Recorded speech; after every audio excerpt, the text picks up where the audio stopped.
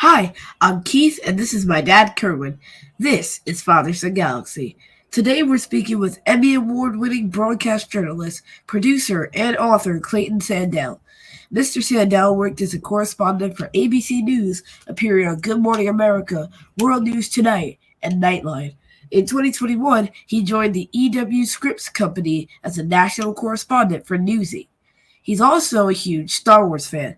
We'll talk about his career, when his love for Star Wars began, and his huge new book, Star Wars Timelines, from the time before the High Republic to the fall of the First Order.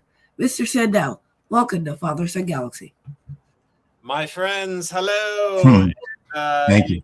Please stop calling me Mr. Sandell. I just had a birthday and I'm feeling very old, and Oh, that is uncalled for. Uncalled for. How are you? we're great, great. I know the feeling. I just had a birthday a month ago, as you know. Thank you so much. But I get it. But that's out of respect. We do that to everyone. For Keith at least. Mr. Sandell. So, but thank you so much. Thank you for I, joining us. This is a I pleasure. appreciate it. I appreciate it so much, and it's so much fun to be here. I hope you guys are well.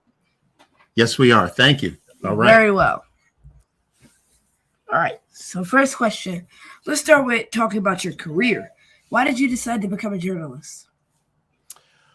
Wow, I was always one of those kids that always kind of knew what they wanted to do, sort of. Like I always knew that I wanted to work in broadcasting or television or movies or something like that. And so I was kind of a theater geek in high school. I did all the plays. A friend of mine and I had a cable TV show that we ran around and produced back in the day. And I actually thought for a while that I wanted to be a helicopter pilot. And then I sort of took a sharp left turn and discovered broadcasting and started working for some radio stations. And then that just sort of over the years just kind of combined my love of writing and broadcasting, and I went into video production, and then I went into television news. So it was really just sort of this. I look back on it now, and it was like this very zigzaggy kind of path, but it was I think ultimately kind of leading the same place, which was storytelling. I love to tell stories, and I think that's sort of what kind of drove me to where I am today. So, but yeah, it's been a long, weird path. So, what are some of the most challenging aspects of being a news correspondent? Deadlines, I think.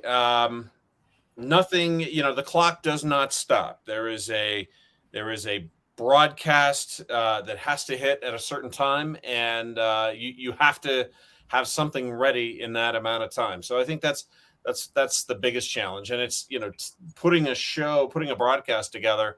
As you guys know, it's technically challenging. You got to gather all the elements. You got to get people to sit down for interviews and get all of that done and edit it together. So I think hands down it is the deadlines that we struggle with the most. They never go away. You covered big stories from around the globe. What's one of the more memorable events you've reported?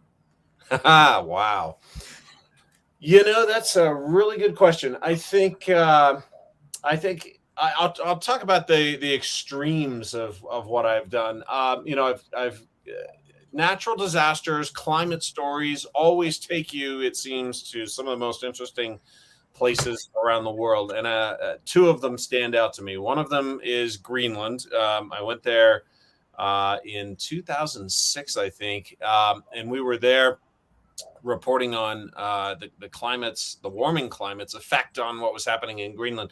So to stand on basically 2 miles worth of ice from ground to the summit was sort of a bizarre feeling, and to just sort of see this really alien kind of landscape was one thing. And then on the other extreme was going to Hawaii a few years ago when one of the volcanoes on the Big Island was erupting, and basically these giant lava flows were moving through, and destroying everything in their path, and it was kind of a it was almost like being in a Lord of the Rings movie. It looked like Mordor out there. So it was like two extremes: fire and ice. Two of my favorites. Mm-hmm. And when you're covering natural disasters, as far as safety measures, what safety measures do you have to put in play? Because, when we're looking at you or looking at other journalists on the screen, they look like they're in the thick of that disaster. So exactly, what safety measures are going on behind the scenes that we don't know about?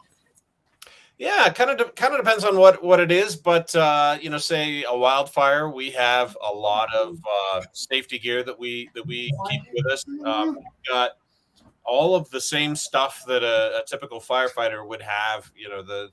The fire resistant clothing, the helmets, the goggles. We even carry a portable fire shelter if worst comes to worst.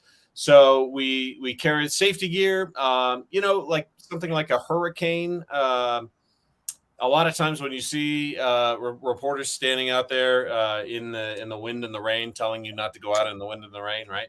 A lot of times we've taken great care in determining what that location is going to be, and what you see on camera. What you probably don't see behind the camera is, they've maybe just stepped a few feet out of a hotel lobby, for example. So they're relatively, we try to make sure that we're relatively protected in all of those kind of situations. So it just kind of depends on what we're doing. But I will tell you that safety does come first, and that is the first conversation we always have.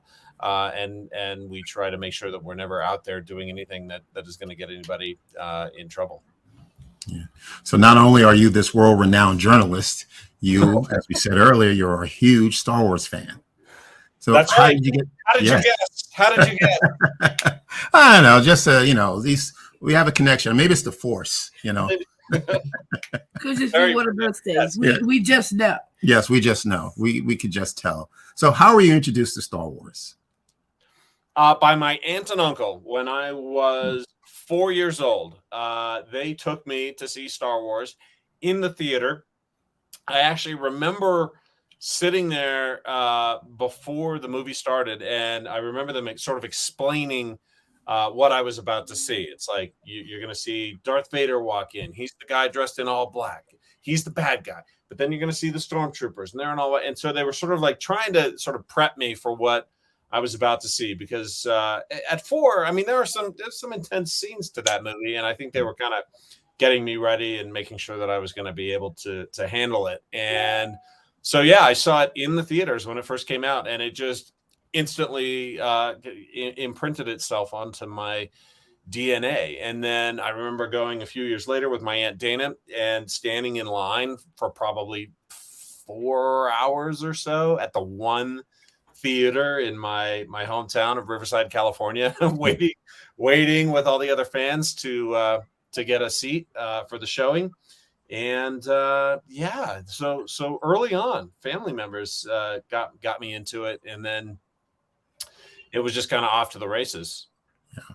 So it sounds like your aunt and uncle saw the movie first, and then they took you to see it just so that you would be prepared. And I think that was a smart idea. They know that you're such a very young age that they had to make sure you understood what was going on. And, if some things, like you say, may feel intense, especially seeing Darth Vader for the first time. But it's good to have that support there to explain to you who he is, what he does. And it makes it feel a little better. It makes you feel at ease watching that movie. Yeah, absolutely. Yeah. Absolutely. Yeah. And was it A New Hope, the first Star Wars that you saw? It was. Yep. A New Hope. And then I think I was in 3rd grade when Return of the Jedi came out.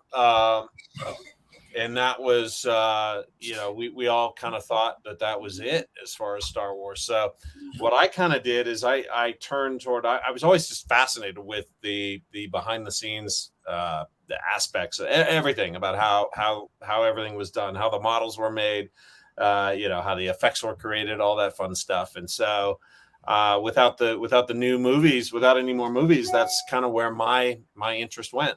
Yeah. Yeah. So when you are used to covering these big events, these headline news, how were you able to transition from covering those events to covering Star Wars? You know, it's really funny. I was in 2015 when the announcement had been made that Disney had bought Lucasfilm. We were getting The Force Awakens, and the first celebration rolled around after that, 2015, and I basically for Christmas told my wife, the only thing I want for Christmas is I'm going to get a 4-day pass to Celebration and go to Celebration. That's it. And about a week before, I had taken a couple days off vacation from work, and I called and I reminded my boss that I was going to be off. And he said, well, I know you love Star Wars. Since you're going to be there anyway, why don't you do you want to file a couple stories from there? And a light bulb just went off. And it was like, I hadn't even really seriously considered that I might be able to jump into, or, at least sometimes pivot to covering Star Wars stories. And so we did we ended up doing a couple of stories. That was the day that we got the Chewie We're Home trailer. Remember that one? I do. And so we ended up doing a couple of TV stories that night, one for World News Tonight and one for Nightline. And, then I had the bug, and just every opportunity after that looked for ways to pitch Star Wars related stories. And again, I was mostly pitching things like visual effects type stories, behind the scenes stuff. So we did a story when Rogue One came out about the visual effects of Rogue One and how they did Tarkin and Leia and all of that. And so that slowly but surely kind of became what I called my side hustle, my Star Wars side hustle. It's like, how do I do these stories that are not sort of the mainline story? Like I would occasionally interview the cast, but I wasn't doing like the main big story. I was doing like these longer feature stories, sort of taking people behind the scenes, pulling the curtain back a little bit. Well, you're at Celebration in London just a few days ago. Thank you once again. I know you just touched down maybe a couple of days ago, so we really appreciate you spending time with us to talk about it. Sure. But now that you've experienced it, what were your overall thoughts of being there in London? Oh man, I can't even begin to describe how much fun it was. And of course, Star Wars Celebration is obviously about Star Wars, but what I have discovered over the years from my first one in 2015 till now is that it's more, yes, we get great announcements, we get trailers, we get new shows, all of that. But what really makes it great is reconnecting with all of the fellow Star Wars fans that either I know on Twitter or that I've worked with before, fellow journalists, and seeing really the Star Wars family comes together at Celebration. And so it was great, just kind of seeing people. And there's too many people to see. You end up not getting to see everybody you think you're going to be able to see. But that really is what it's all about, is not just celebrating Star Wars, but celebrating all the friendships we've made along the way. And so this one was no exception. All right. What were some of the surprises or the behind the scenes that took place at the event? Any memorable panels that you attended? Yeah, so I went mostly for fun. I actually wasn't covering Celebration for work, but I had a couple of official duties which were super fun. So I mean, I think biggest surprises, obviously all the announcements that we're getting. Rey is coming back. I think we were all sort of shocked at that. But then on Saturday, I actually hosted a panel for Industrial Light and Magic, talking about basically the concept art and design for Star Wars and other films. We had Doug Chiang was on the panel, who of course was hired by George Lucas to run the art department for episodes 1 and 2, and is now basically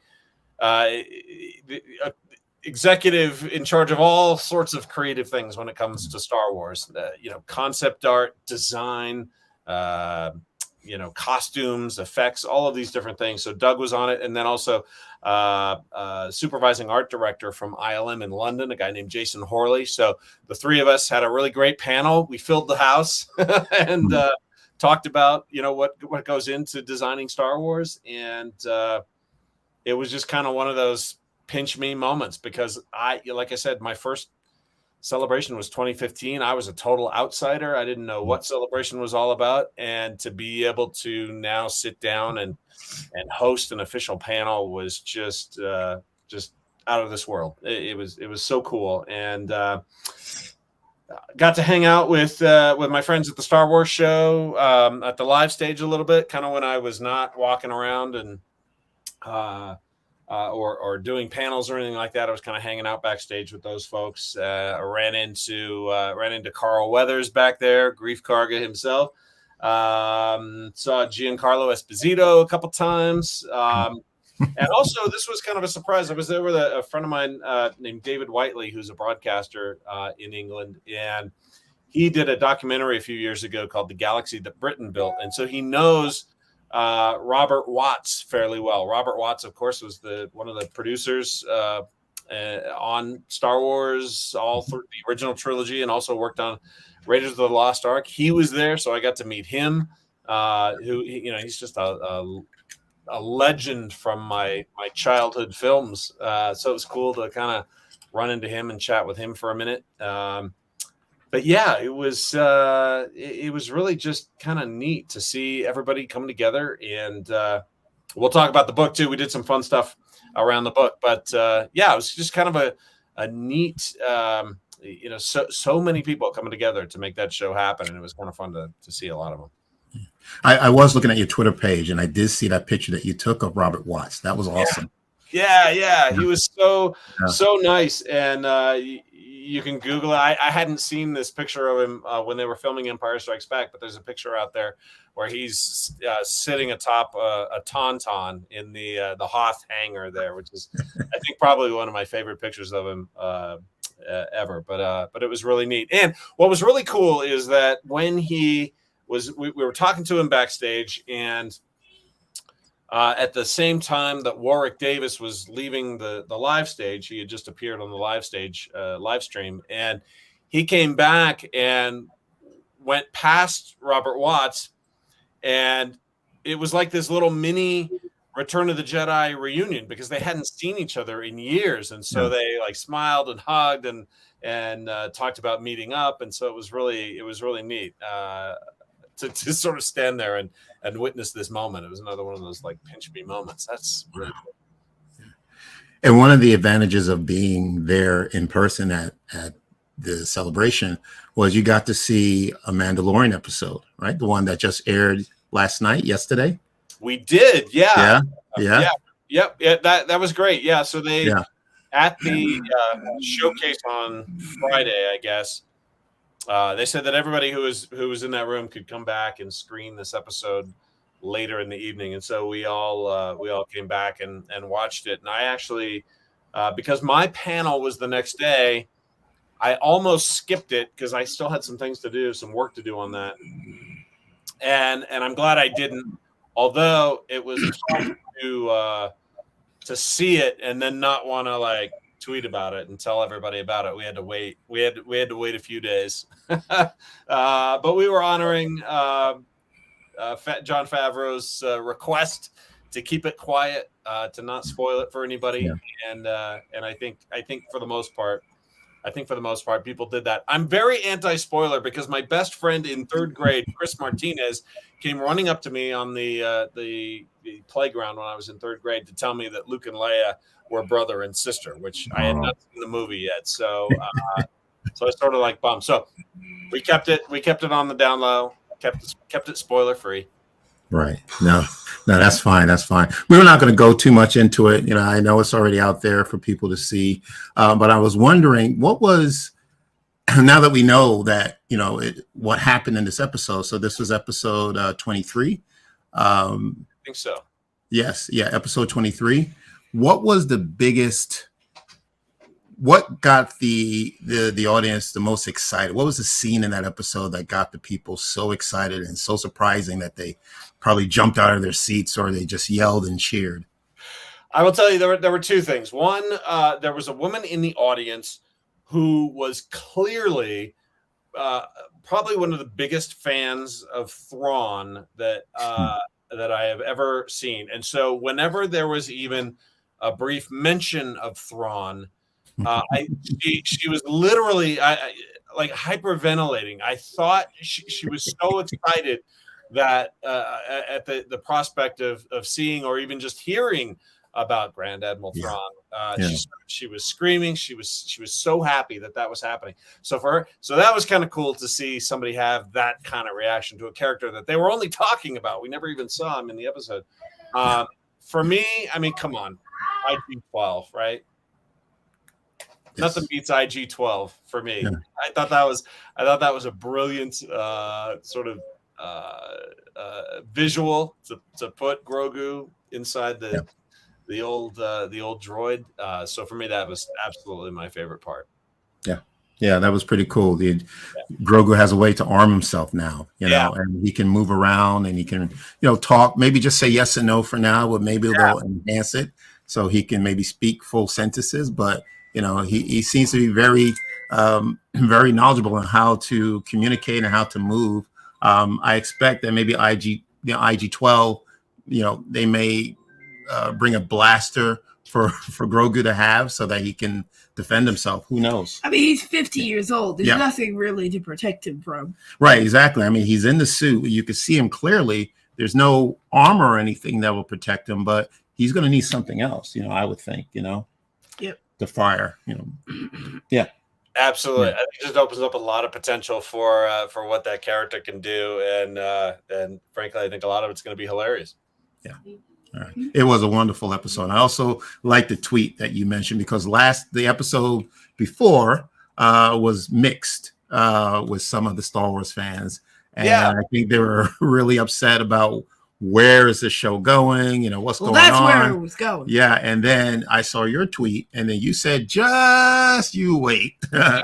Just for this upcoming episode. Yeah, exactly. I think we got a lot more clarity on kind of where the show is headed. Though I share a lot of the same kind of gripes about sort of the meandering nature of this season. But I think this one got us right back on target, I think. Yeah, I agree. Yeah, and we can't wait for the finale. Same here. Yeah. Mm-hmm. So you co-authored the book Star Wars Timelines with Kristen Baver, Jason Fry, Cole Horton, and Amy Richow. Tell us what the book's about and the reason why you wanted to create it. Yeah, it is. I am 1/5 of the author team, which is incredibly exciting, and it's funny. Those names that you read off there. It still is surreal to me that I'm even a part of this group. But yeah, it's Star Wars Timelines. It is really. It has sort of been described as one of the most ambitious things that the publishing unit has done, which is to take all of the canon Star Wars stories, whether it's films, movies, comics, TV shows, video games, audio dramas, you name it, and put them into one timeline. It's sort of unprecedented, taking all of those different stories. There's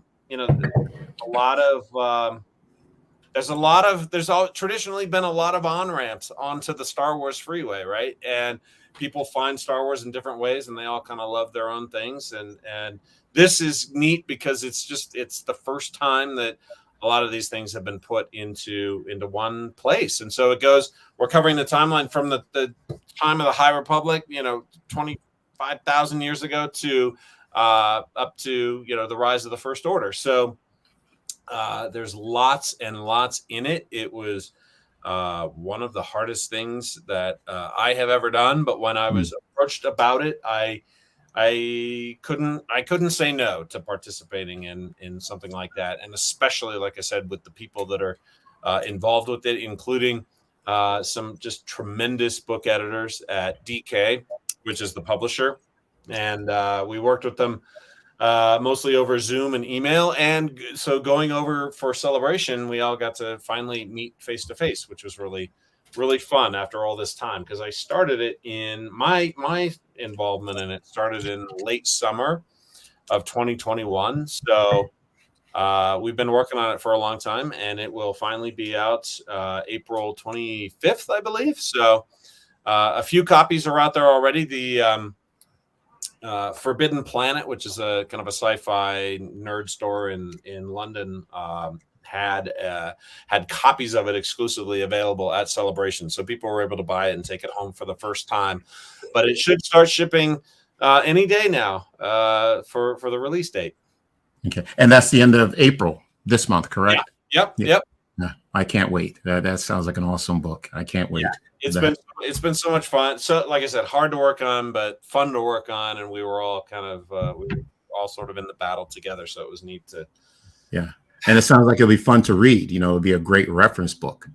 Yeah, I really hope so. And DK is obviously known for just creating these visually stunning works, and so we were all working on spreadsheets, and we never saw the visuals. So they took everything that we did and just put it into these just tremendously cool designs that are really fun to look at. And one of the neat things about it is some of the spreads are dealing with years, 2, 3, 4, 5 years.